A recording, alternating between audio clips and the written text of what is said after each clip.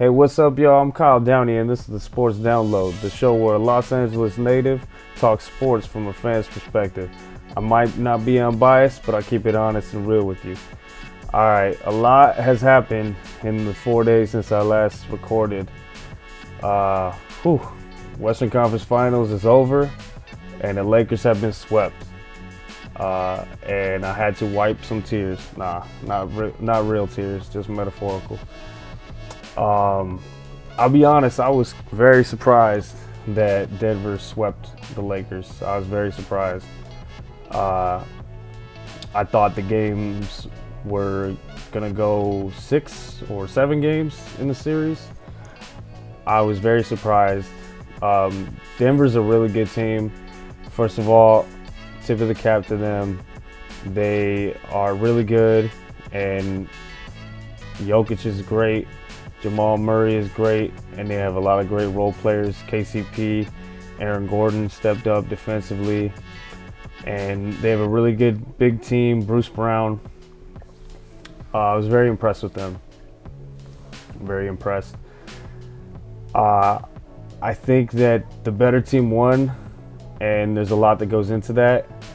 I did not enjoy playing against Denver. Obviously, my team lost, but besides that, they were kind of annoying just with their whining on foul calls, and like just every single time Jokic got fouled or committed a foul, he was expecting it to go his way, and that's just annoying. But I think that's a larger NBA issue where these guys get ridiculous touch fouls during the regular season, and I think that's something that needs to be changed just overall, because I mean, obviously everybody complains. The Lakers complain sometimes, but they complain a lot, and it was kind of annoying with Malone was like they don't care, they don't talk about us enough. Like Coach Michael Malone was like, they don't talk about us enough. That was kind of annoying, but all respect to them. They were obviously the better team. They swept us. I will say that I do agree that they don't get enough attention because they don't even have a cable channel that plays their games in Denver. I found that out during the series, and that's really a problem. I think that, Mike Malone wants to be mad at the national media first. I know he's not going to call out his owner, but his owner's got to figure that out. Excuse me. His owner has to figure that out. That's ridiculous. The Lakers have a channel. The Dodgers have a channel. To my knowledge, I would think that most NBA teams have a channel. I don't know how popular basketball is in Denver, but that's absolutely silly that they don't have that. That's a separate issue, but they should handle that. And I think that, that's part of the reason why. They probably didn't get enough love or enough coverage. And that, maybe not a lot of people watch Nuggets games. I know there's a lot of NBA fans, they watch League Pass and stuff. But the Nuggets, man, they are very good. They are very good. They're a very good deep team. I had questions about them because I know they're very good offensively, but I had questions about them defensively. And but they won. They're the better team. I think that they were fresher. I think that, it helped out them a lot that they stayed healthy by getting ahead early in the standings and just kind of going through cruise control from maybe like December on. It seemed like the West was a mess, but Denver kind of stayed at the top once they got there. And, the Lakers were the complete opposite. Not making excuses, just an explanation. The Lakers were terrible, never over 500, never 500 until after the trade deadline, and then they had a playoff push where they were playing playoff intensity games almost every night for about 2 months. And I think it caught up to them. I think that Anthony Davis, I don't know how healthy his foot is. Right now they're doing exit interviews. I've been seeing some quotes come out. I'll cover some more of the main quotes in this episode and maybe next episode, depending on what kind of information comes out. But it was just it was a tough sledding, and the Lakers, they had a lot of work to do to get into the playoffs. And I think like AD, his foot was treated as an active injury. We were told that it was treated as an active injury. So hopefully he doesn't have to need surgery. We'll see. LeBron says he needs to get an MRI on his foot because he needed surgery until he saw the LeBron James' feet, and that doctor said he didn't need foot surgery. So we'll have to follow that storyline. But yeah, I mean, Denver was fully healthy, and they're a really good deep team, and I think they're just better. I think that if LeBron and AD were completely healthy, maybe they had a better chance. And during this series, particularly, some of our guys didn't come through. D'Lo struggled the entire series. He ends last night with 15, 20 minutes and only scored about 4 points. He only scored 4 points exactly. I remember looking. And LeBron had a masterclass game. I felt like they were going to win that game. I was confident in the first half that they were going to win. LeBron ends up with 14 points, 10 rebounds, 9 assists, and just spectacular. 31 points in the first half.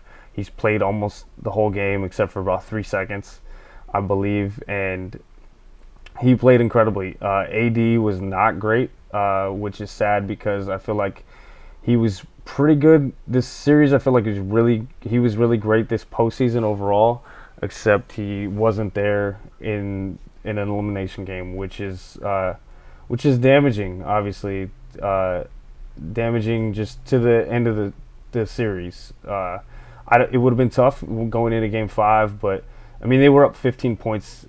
They were up like 13 points at the half, 15 points at one point in the first half. And then, but Denver just came back in it, and Lakers gave them hope in that game, and then they got swept. AD, he finished, I think, 21 points. Not enough. You know, when you got LeBron, you're scoring half of the older superstar. LeBron is, let me look up the box score. LeBron's 38, 20 years in the league, and he gives us a masterclass in the first half and overall, and then you got AD only giving you 21 points, 14 rebounds is great, and I don't know why AD couldn't play more of the game if LeBron played the whole game almost. Maybe they're managing his injury, maybe because it's active injury, he needs rest. Not saying load management in the playoffs, but it's really curious why he wouldn't be playing. We had 10 points from Hachimura, 17 from Reeves, not too bad. 13 points from Schroeder, but again, 4 points from Russell, 2 points to Lonnie Walker, and then Tristan Thompson came in, gave him some good minutes, gave us some life. Was able to muscle up Jokic a little bit and give us some size. That was a surprise. I wasn't expecting that. And then, but on the other side, 30-point triple-double, from Nikola Jokic. Murray, 25 points, 5 assists, 3 rebounds. He was just hitting amazing shots as well. KCP, 13 points. Aaron Gordon, 22 points. He hit some threes. It felt like he hit a bunch. It felt like he hit like 10. He hit a few threes. Michael Porter Jr., 15 points, 10 boards. Bruce Brown, 6 points. It was tough. It was tough to watch my favorite team get swept. Lakers actually shot well from 3. They shot evenly. Got a little bit out-rebounded, only by 2 boards. Low turnover game. It was a low-scoring game, the type of game that the Lakers could have won. And but they didn't. They didn't win, and they lost and they got swept. And Denver is the better team, and I acknowledge that. But I think if LeBron was more healthy and AD was more healthy and they didn't have this playoff push, I mean, that's why, you never trade for Russ. I would have never done that.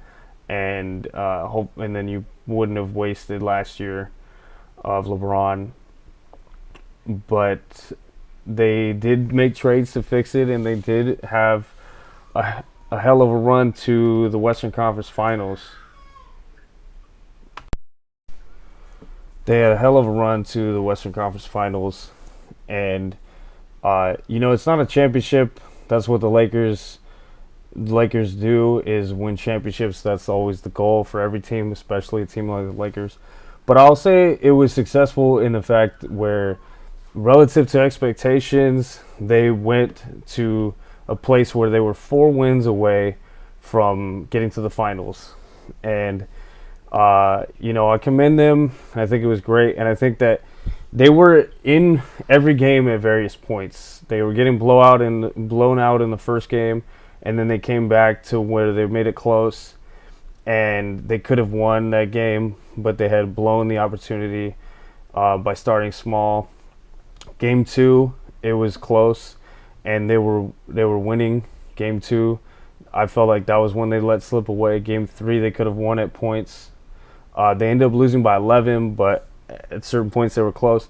And then last night, Game 4, they were close, and they lost a close game, and they were actually up. So in that respect, it was more competitive. Each game was more competitive. So it weren't getting blown out, but Denver was just better, and they had a higher ceiling and a bigger margin for error. And the Lakers just did not. And I think, if LeBron and AD were more healthy, if they hadn't sprinted into the playoffs like they had to do, and but we didn't have D'Lo. D'Lo was a no-show in this game, and I'll address that more. But I mean, to be frank and honest, I really like D'Lo. I wish he could have worked out, but you can't have that. You can't have one of your starters just not be there offensively when that's the only reason why he's there. So I would personally want the Lakers to either sign and trade D'Lo or keep him, re-sign him, and see if you can keep him for a little while until a better player is on the table, is available, just to be a guard. Maybe Austin Reeves could be a point guard if he develops some more of a handle. But D'Lo, you just need to be able to hit clutch shots, especially with LeBron and AD. And they were leaving him open the more he lost his confidence.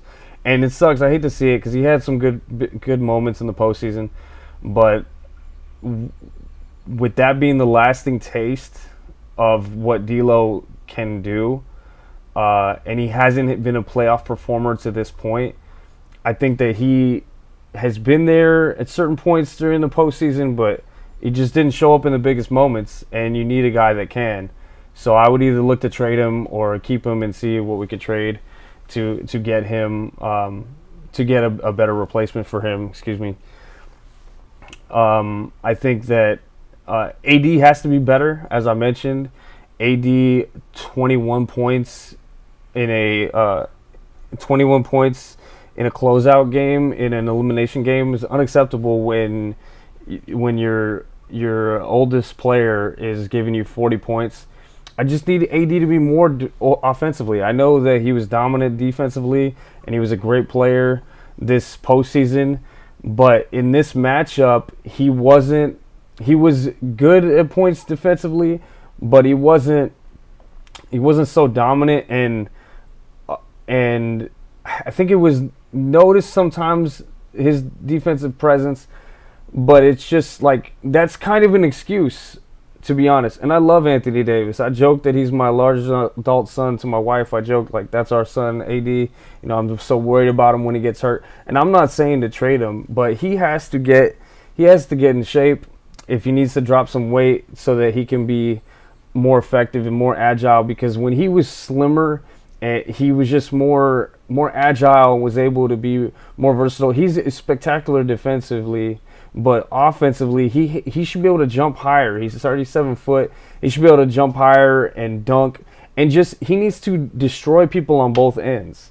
You can't just it's almost like Jokic, like he was able to get away with being just okay defensively, but but with Anthony Davis moving forward, when we traded for him, he was supposed to be the he's supposed to be the guy moving forward. He's supposed to take the baton from LeBron, and LeBron is trying to hand it off to him, metaphorically. But he has to go and take it. He has to go and take the moment, take the opportunity, and do that. And just 21 points in a Game 4 elimination game is unacceptable. And in Game 3, I don't know.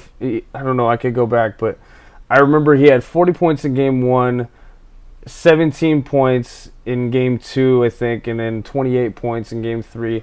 But it's just not enough. It's just not enough. When you got LeBron giving it his all in the last game, you need AD to do the same. I need AD to be more aggressive and just go to the basket, get him.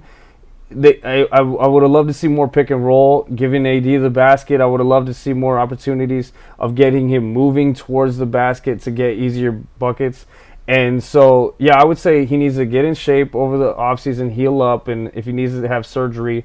But his offensive game has to step up to a level where he can be the best player on this Lakers team, because that's what we're looking for. When we traded all those guys and all those draft picks for AD, it was not just for one championship. The hope and the goal was for multiple championships. Now, I don't know if that's going to happen, but in order for him to stay on this team and be the guy that we need to be the cornerstone of our franchise moving forward, he has to step up. He has to be bigger in the moments offensively. He just needs to be more dominant. It's just, and I love him. I really am a huge fan of his. I'm actually wearing his shirt right now. It's a jersey shirt. It says Davis. He just needs to be more dominant. I've seen it in the bubble. I've seen it in the regular season before the bubble. I've seen it in spurts this season. He needs to stay healthy, and he needs to stay healthy as much as possible, and he needs to be dominant. And I would say in the offseason, work on your free throw shooting. Make sure you're more consistent. I was going through his numbers today. He's like an 80% free throw shooter almost. But, you know, if you want to be a jump shooter, then work on those mid-range jump shots. Work on the three-point shot. Get to a point where you can be at least league average, where if they're going to leave you open, that you can make them pay. If you want to take the jumpers, you got to be able to make them. Excuse me. If he wants to take those jumpers, you got to be able to make them. I think in this league, I mean, look at Jokic. Jokic is your typical 2023 center where he can step outside, shoot threes. And Jokic isn't the fastest guy, but he's strong, and he can dribble, and he can shoot, and he can pass. And I think that AD, he can work on his handle's pretty good. He can work on his handle, work on the free throw shooting. His free throws were good in Game 4, but that's not what I mean. The more consistent, needs to be like an 84% free throw shooter, because I've seen him do it. And get your three-point shot to where you're confident in it, because he has a nice-looking jump shot, but you got to make him. And he needs to get to the point where he can be at least league average. If he could be league average, then that would provide more space in the paint for everyone else and draw out the big man to provide more space in the key. And if he could be a floor spacer, great. I know he wants to play power forward. That's not ideal until he becomes a good shooter like that. So if he really wants to be like this elite big man, the type of guy that he wants to be, I think he's a Hall of Famer already, but he can reach greater heights. He can reach such a greater level if he just got in the lab, worked on his free throw shooting, worked on his three-point shooting, and worked on get in shape, work on his handle. And, you know, like last year or whatever, maybe don't spend so much time where you don't pick up a basketball. You know what I mean? Like, if you really want to truly be great, then you have to be that Mamba mentality and work on your craft and put the work in to be that great. You know what I mean? Like, the game has changed to where you have to be a more efficient shooter. So if you score in the paint, score in the paint. He can do those little touch shots and those layups and floaters, and I know he's skilled, but you're also 7 feet tall. You're also 7 feet tall, 250 pounds. Get in there and dunk on somebody. And, you know, I know he's probably not completely healthy, but he needs to get healthy and go in there and dunk on everybody. And I know people say, he can be an MVP. I don't care about him being MVP. I just care about him being healthy and available for the finals and being the final MVP and being the type of guy that we could carry the team into a finals appearance. And that's what I would want from Anthony Davis. That's what I would want from Anthony Davis.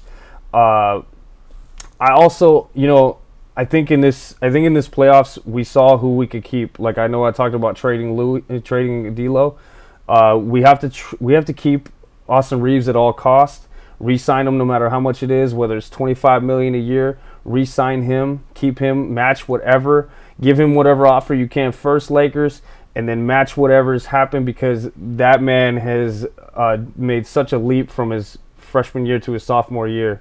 He's able to be like a 20-point scorer and shooting almost at like 40% or something in the playoffs, or in regular season, and almost in the playoffs in the high 30s from the three-point line. He needs to be kept. Reeves, I would say, keep working in the offseason, keep working on the jumper, make sure it stays at the level it has so you can repeat that success. Add some more muscle, work on your handle so that, because you might be the starting point guard next year. We'll see how that shakes out. And then keep Rui Hachimura. I think Rui, he was such a great trade, such a great find in the trade. We upgraded from Kendrick Nunn and got Rui. He's a good wing, got good size where he can play in the playoffs, and he's strong, and he can shoot. He can shoot really well. He can shoot really, really well from three. He can hit open threes, hit the midi jump shots, hit the mid-range. Got to keep Rui. So I think the core going forward would be LeBron, AD, Rui, and Austin Reeves. You have to keep those guys, and Vando. Jared Vanderbilt. I know he didn't play this much in this series, but I think, and then Vando in the offseason, I would say work on your handle and work on a corner three jump shot to where you can at least punish the defense when you're kept wide open, because his defense is great. He just needs to be effective on the offensive end, and also look for cutting to the basket. But there was a huge bomb that was dropped last night. It was kind of low-key where LeBron said he's not sure if he's going to come back next year. He said he's got to think about it. So I immediately go to think maybe that's him trying to get Rob Pelinka to put us in a better situation to win next year. But also we have to consider the fact that it might also just be that he's 38 years old, that he's played 20 years, and that he wants to play with his son, but maybe his son is a multi-year college guy. Maybe Bronny is a multi-year college guy where he's going to go a couple years in college and then go to the league. Because I think he can be an NBA player, but he's not. He might not be a one and done. I don't think he's a one and done. And so we'll just have to follow that. That's a huge part. That could really change if LeBron doesn't come back. Then the team is obviously looking different. And will they continue to try to win with Anthony Davis? We would have to figure that out and talk about that in the future. But I personally think LeBron comes back for at least another year or two. But I think if he's coming back, he does want to put some pressure to make sure that we have a winning team. He might want Kyrie. I saw Kyrie was there at Game 4. I saw video pictures of him dapping up Kyrie. I know they're friends and stuff.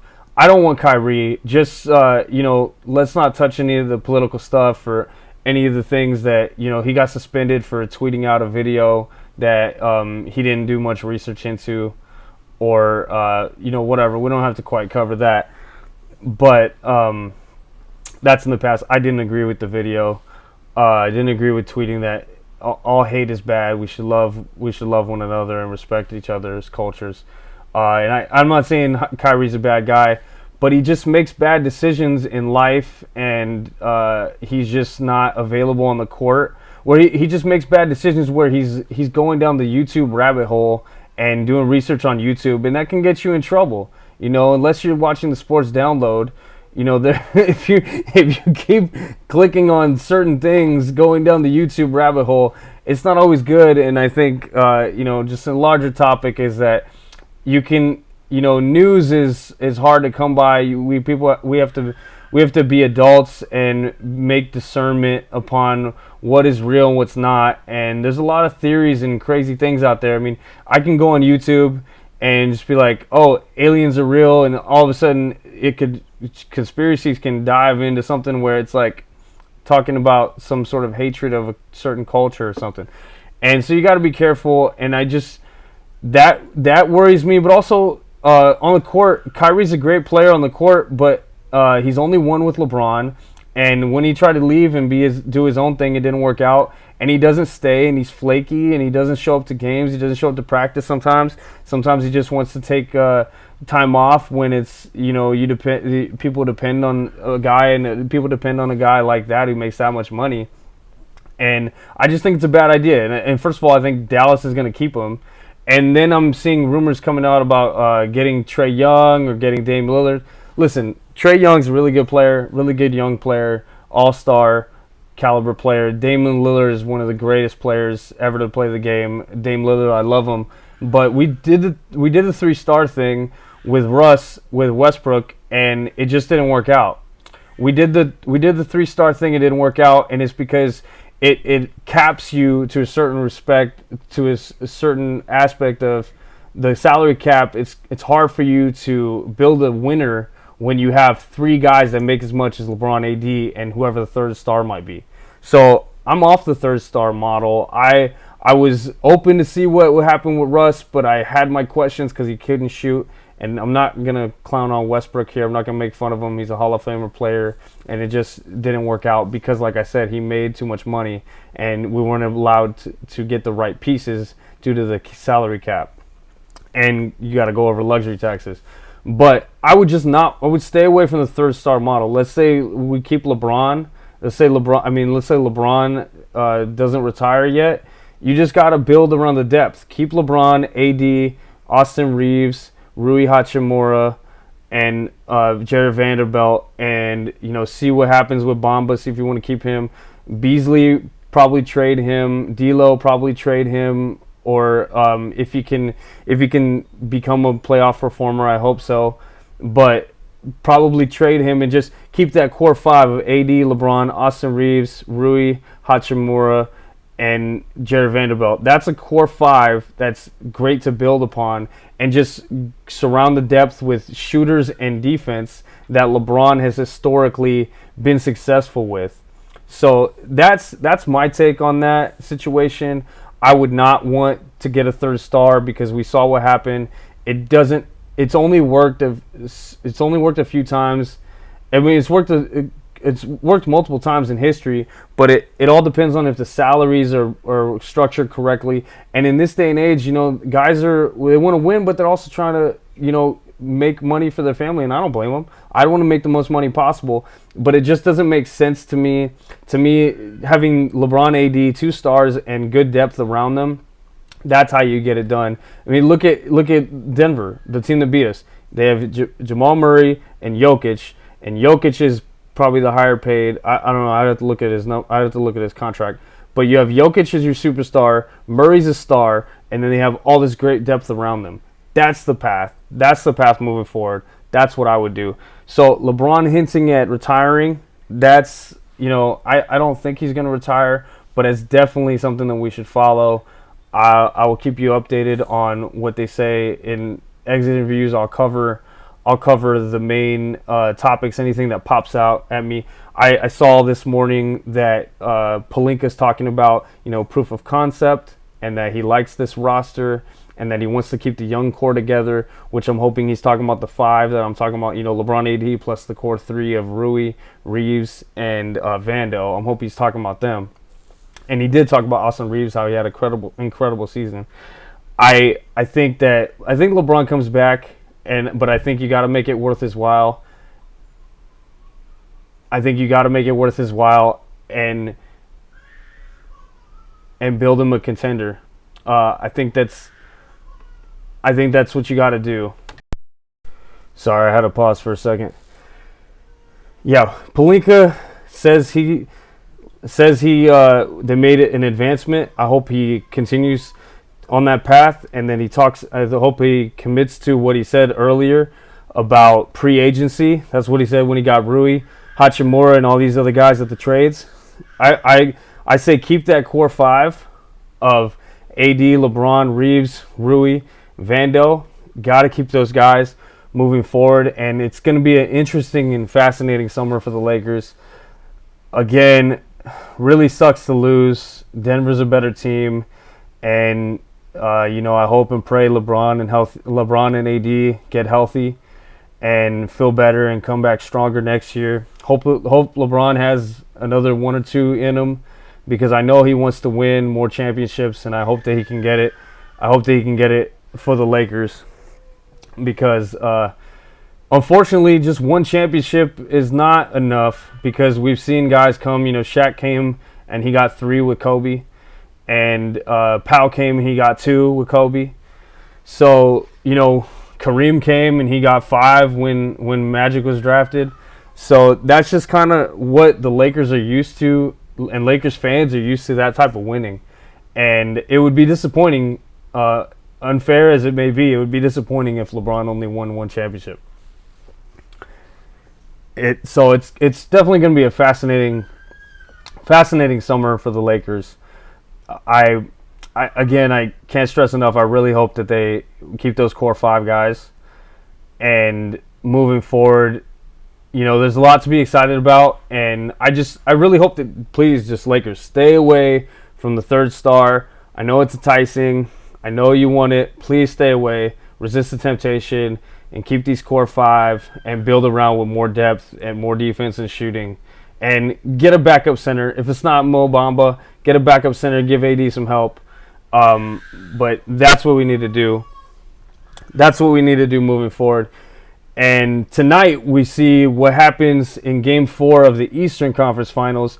You have Boston fighting for their playoff lives. Let's see how much fight they have in them, though, because they got their asses kicked. They got their behinds whooped so bad the last game. It looked like they just quit. I was watching that game. Looked like they just quit. Jimmy Butler only had to give 16 points. The Heat role players were going off. Max Strus is hitting threes. Gabe Vincent is hitting threes. And that Miami team is just really good, and they got heart. And I don't think the Celtics got the heart for it. And they messed around and they found out. Like I told y'all in the last episode, if you mess around, you underestimate your opponent, you're going to find out and you're going to lose. And I feel like the Lakers kind of did that in Game 1. And in certain points, they didn't capitalize on on times when they could have won games. They didn't capitalize on it. And I feel like the Celtics team, they're going to have a similar offseason to the Lakers once they finally lose, because nobody's come back from 3-0. I had delusions and hopes that the Lakers would come back from 3-0, but nobody's ever done it in the NBA. And it might happen one day, but I don't know when. And I don't think it's going to happen with the Celtics team, because they don't have the fight. They might win tonight, but that's about it. But I don't even think they win tonight, because I don't know what the betting line is, but I would bet on Jimmy Butler, man. Jimmy Butler and this Heat team, he's got that dog in him. He's just an absolute dog, and he is a great leader and a great player, and he just wants to win, and he's a winner. And I think it's going to be Heat Nuggets, and I've seen it on Twitter. It's going to be the microwave finals. I think it's going to be microwave finals, man. Heat versus Nuggets, and the Nuggets might be favored in that one, but we'll see. We'll see how it plays out in the Eastern Conference Finals. My money's on Jimmy Butler and the Heat. I mean, it's going to be over. Whether it's going to be 4 or 5 games, it's going to be over pretty soon. It's heading that way. And in a little bit of NFL news, my favorite team is the Raiders. I haven't touched on it yet on this channel, but it's basketball playoffs, so I've been talking a lot of basketball. But I will be talking NFL, and I will be talking a little bit of baseball. So in NFL news, Tom Brady agrees to buy part of the Raiders. So this kind of interesting, because there was talks about him possibly being a quarterback for them, but I think he's done playing. I don't think he's going to come back. And but he's now in ownership, and he started with the Las Vegas Aces.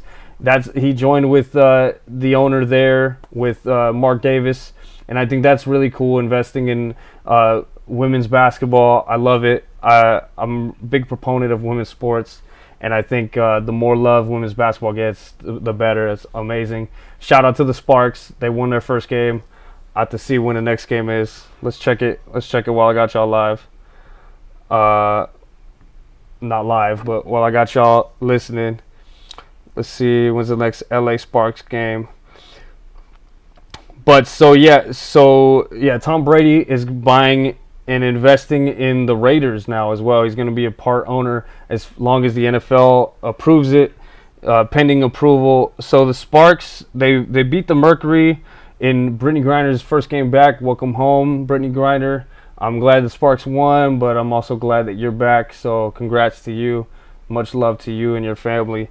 And the Sparks play Thursday, May 25th. So they play this Thursday against the Aces, the super team that they just joined. They just got Candace Parker to join Kelsey Plum and Asia Wilson over there. So that'll be a tough one.